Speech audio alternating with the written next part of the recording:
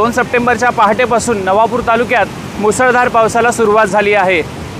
पहाटेपासून पडलेल्या पावसामुळे नवापूर तालुक्यातील रंगावली, रायंगण, नेसू, सरपणी सर्व नद्या दुथडी भरून वाहत आहे। नदींना पूर आला आहे। आपण नवापूर तालुक्यातील रायंगण नदीवर आलो आहोत। या रायंगण नदीचं दृश्य आपण मागे बघू शकतो।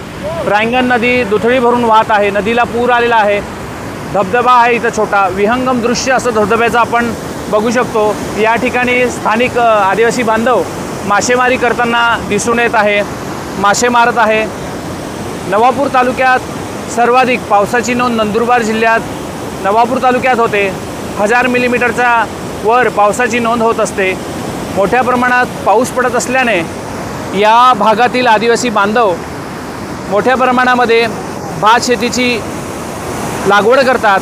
नदी नाले सर्व दुथडी भरून वाहत आहे। नवापूर तालुक्यातील मध्यम लघु प्रकल्प हे 100% भरल्याने पिण्याच्या पाण्याचा प्रश्न मिटलेला आहे। शेतकरी आनंदित झालेला आहे। परंतु जास्त पाऊस पडल्याने कपास, सोयाबीन, मिरचीसारख्या पिकांना थोडा याचा प्रादुर्भाव, रोगाचा प्रादुर्भाव पडलेला आहे। थोडं पीक धोक्यात आलेलं आपल्याला दिसून येत आहे असं शेतकऱ्यांचं म्हणणं आहे। पावसाचा जलस्तर वाढत आहे हळूहळू। बघू शकतो आपण रायंगण नदीवर आला आहोत। छोटा धबधबा आहे, हा दुथडी भरून वाहताना दिसतोय। पाण्याचं स्तर वाढताना आपल्याला दिसून येत आहे।